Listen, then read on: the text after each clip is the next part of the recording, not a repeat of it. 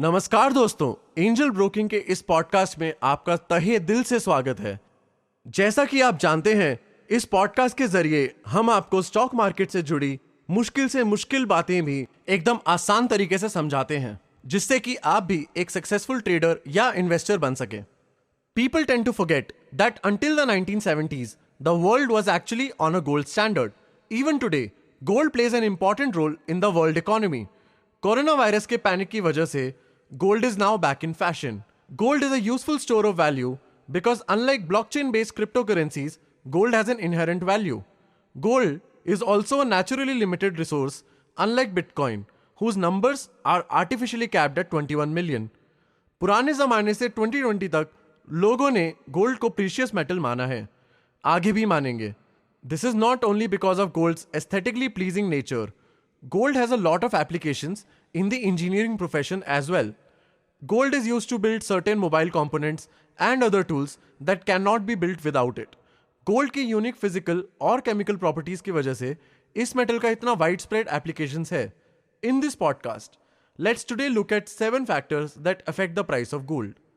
First, let's look at inflation. One of the major reasons people buy gold is to offset the depreciation of their currency due to inflation. As everything becomes more expensive over time, the purchasing power of, say, a 100 rupee note will obviously decline over time. Gold, on the other hand, gains value over time. Therefore, it has always been a good option for those looking to stay on top of the inflation. Inflation बढ़ता है तो लोग gold में ज़्यादा invest करते हैं.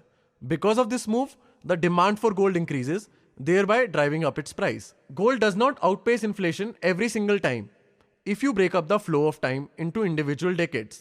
But if you take up larger chunks of time, then gold does look like a good shield against inflation. Secondly, let's look at interest rates.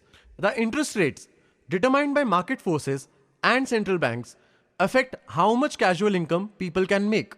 That is, interest rate determine how much money people can make simply by putting away their money in the bank. If interest rates go up, people liquidate their gold assets and reinvest their money in fixed deposits and other such financial assets to profit from the higher interest rates. Gold के sudden sell off की वजह से market में gold का supply gold के demand को overtake कर लेता है. Because of this the price of gold often falls. Conversely, if the interest rates are cut by the central bank, then people again look for gold to provide them a cushion against inflationary pressures. The value of gold goes up as people clamor to buy it. Therefore, interest rates and the price of gold have a generally inverse relationship. Let's look at the third factor, the Indian jewelry market. The Indian jewelry market is the second biggest in the world, right after China.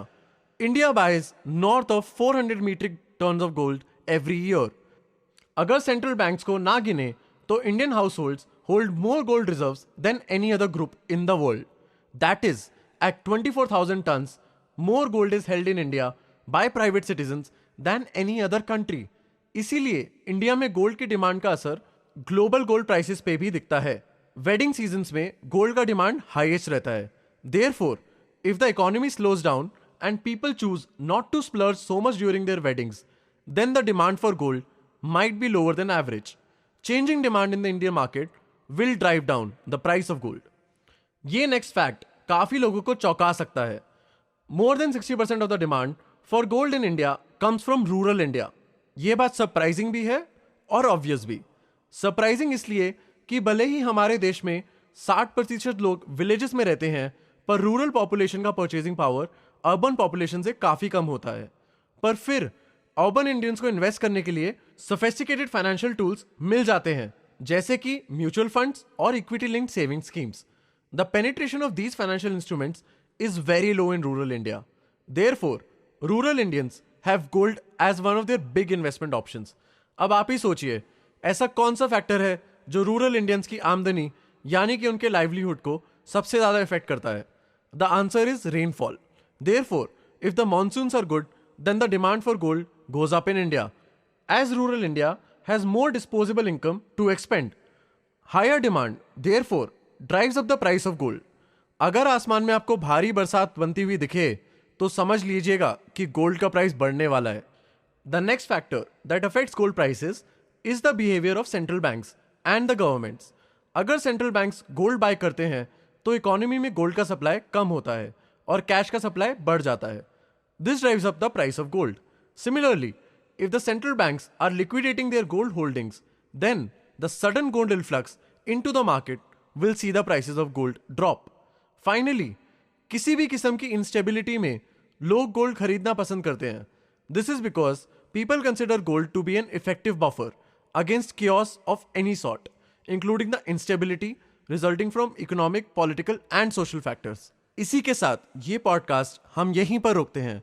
उम्मीद है कि आपको podcast पसंद आया होगा. अगर कोई ऐसा टॉपिक है जिस पर आप हमारे एक्सपर्ट्स की राय चाहते हैं तो कमेंट सेक्शन में लिखना ना भूलिएगा. अपना ध्यान रखें एंड स्टे बुलिश.